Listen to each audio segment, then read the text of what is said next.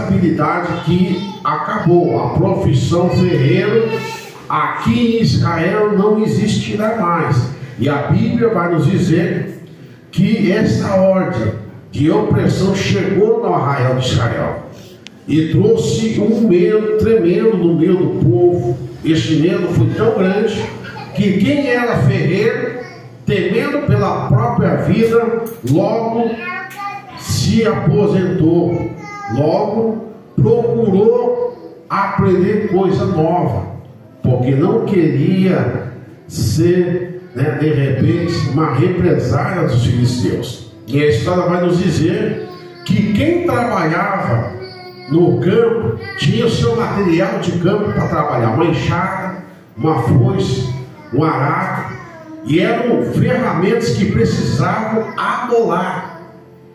Então, quando eles iam amolar essas ferramentas, a Bíblia vai nos dizer que eles tinham que descer até o campo dos filisteus e pedir favor para eles para amolar a ferramenta de trabalho deles. Veja que ponto o inimigo oprime o povo de Deus. Sabe o que a gente vê aqui? A gente vê o inimigo tentando atrapalhar o agir de Deus dentro da obra, porque parando o ferreiro, estacionando e aposentando o ferreiro, as armas que eram para estar afiadas, elas iriam estar secas. Não somente a arma que deveria ser produzida para que eles pudessem se defender, eles também não tinham direito de amolar sua ferramenta de trabalho. E aí eu lhe pergunto: tem como você trabalhar com uma enxada seca? Tem como você pegar um facão e cortar alguma coisa se ele não está amolado? Tem como você arar a terra se o seu arado ele também não está amolado? Não tem como. Então o inimigo ele vai naquilo que pode desafiá-lo, naquilo que pode se tornar uma ferramenta mortal na mão de um crente fervoroso. Sabe por que a fúria do diabo, a raiva do diabo de você e da tua casa? É porque você tem uma ferramenta. Você pode até não saber manejar espada, mas você tem uma ferramenta que ela é usada. E essa ferramenta que Deus colocou na tua mão, ela não pode ficar seca, ela tem que estar amolada. E é quando, pastor, que eu amolo ela? É quando você vem para um culto de oração, é quando você vem para uma vigília, é quando você acorda de manhã e diz assim: olha, hoje eu vou tirar um dia para me consagrar ao Senhor. É assim que a gente começa a amolar a nossa ferramenta espiritual. É nesse momento que o inferno olha para a gente e se arrepia, fica com medo, porque vê na tua vida uma ferramenta amolada. Eita Deus tremendo! E os filisteus enxergavam isso, olhava para o povo de Israel e dizia: se a gente deixar eles à vontade, se a gente deixar eles trabalhando aí, a gente está perdido. Eles vão fabricar espada, vão fabricar lança, vão fazer escudo, vão fazer carro, eles vão fazer flecha, vão fazer um aparato de guerra, que eu quero ver quem vai conseguir parar isso. Então a gente vai fazer o quê? A gente acaba com o ferreiro, porque o ferreiro era um homem habilidoso para fazer a arma. Então a gente acabando com o ferreiro, a gente soluciona o nosso problema. E a Bíblia vai dizer, irmão, que isso foi implantado, chegando a ponto, irmãos, do povo se amedrontar e se esconder tudo em caverna. O povo vivia no campo, irmão, na cidade. Era um povo simples, mas era um povo que tinha temor de Deus. Mas o temor foi tão grande que caiu no arraial de Israel, que eles olharam e disseram: sabe o que a gente vai fazer? Está vindo aí 30 mil carros de guerra. É muito carro. 6 mil soldados. E veio uma multidão como a areia do mar acompanhando eles para pelejar contra a gente. Sabe o que a gente vai fazer? A gente vai fugir. que a história vai nos dizer que eles vão procurar as cavernas, os rochedos e vão fugir. Saul vai pegar o seu filho e vai dizer assim: Jonathan, a gente tem alguma arma aí no meio do povo. E aí aqueles que cuidavam, que era o armeiro do rei, vão andar no meio do povo e vão chegar e vão dizer para Saul: só há 2 armas no meio do povo.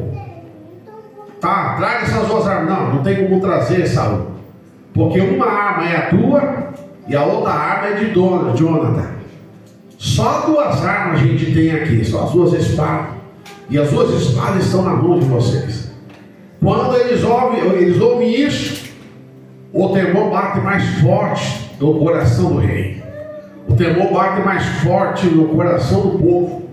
E aí eles ficam perguntando: o que a gente vai fazer agora? Porque eles estão se reunindo, estão se acampando para vir lutar contra a gente. E se a gente não tem arma para a gente pelejar, como é que a gente vai lutar contra esses incircuncisos? Porque eles vêm com tudo. E se a gente não tem como se defender, como a gente vai conseguir defender a casa de Israel? Com 2 espadas somente, com 2 armas a gente pelejar. Somente a gente chegar perto deles com 2 espadas não vai ser o suficiente, porque eles vão vir com toda a força, com toda a fúria. Basta somente vir 3 soldados deles contra nós e acabou com a gente não vai ter como a gente pelejar. E aí a Bíblia vai nos dizer, meus irmãos, que eles vão se acampar junto a uma região conhecida como Micmas. Essa região era um lugar que era conhecido como lugar do esconderijo. Ou seja, era um lugar estratégico. Era um lugar onde quem iria pelejar, ele procurava se esconder para que o seu adversário não visse. Mas a visão dele era uma visão diferente de quem vinha. Então o povo filisteu queria fazer uma emboscada com o povo de Israel.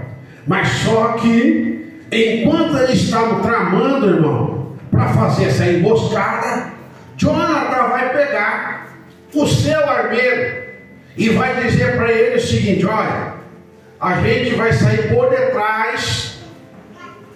Existe uma penha. Essa penha, ela faz divisão entre Micmas, aonde eles estão escondidos. E a gente vai cortar por entre essas penhas e vamos pegar eles na surpresa. Eles pensam que vão nos surpreender, mas a gente vai surpreender a eles. Sabe o que eu quero profetizar aqui esta noite? Se o inimigo pensa que vai te subestimar, é você que vai surpreender ele. Porque nesta noite Deus está dando estratégia. Viu, pastor Antônio?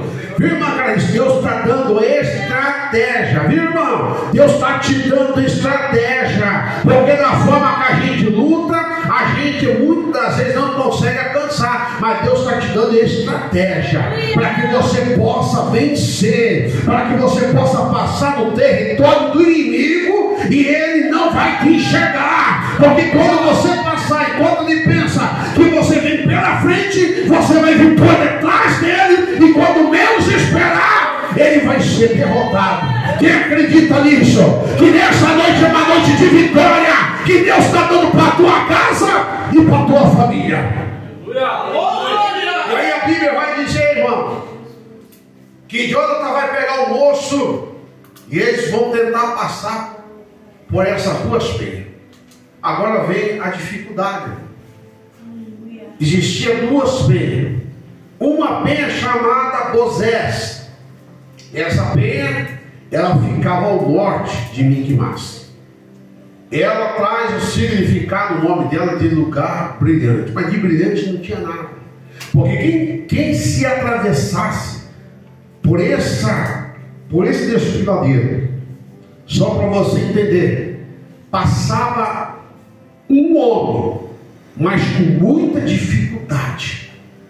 Conta-se a história que essa penha, Bozés, ela era cheia de lugar pontiagudo, rochas que com o passar do tempo se tornaram como que fosse lança. Quem tinha ousadia ou coragem de atravessar Bozés, ele já tinha que ter consciência que o lugar era, marque bem isso, escorregadio. Era um dos desafios. Segundo, difícil acesso. Terceiro, lugar aonde as rochas que tinham se tornavam arma, e arma mortal, que se você fosse passar e não se cuidasse, você poderia perfurar uma veia, uma artéria e sangrar até a morte nesse lugar. E quem fosse de repente tentar a sorte, mesmo que não se cortasse, poderia escorregar e descer abaixo, e lá embaixo cair numa pedra pontiaguda e ainda morrer. Então, quando Jonathan diz para o seu armeiro, dizendo: a gente vai descer por Bozés, o seu armeiro vai dizer: Jonathan,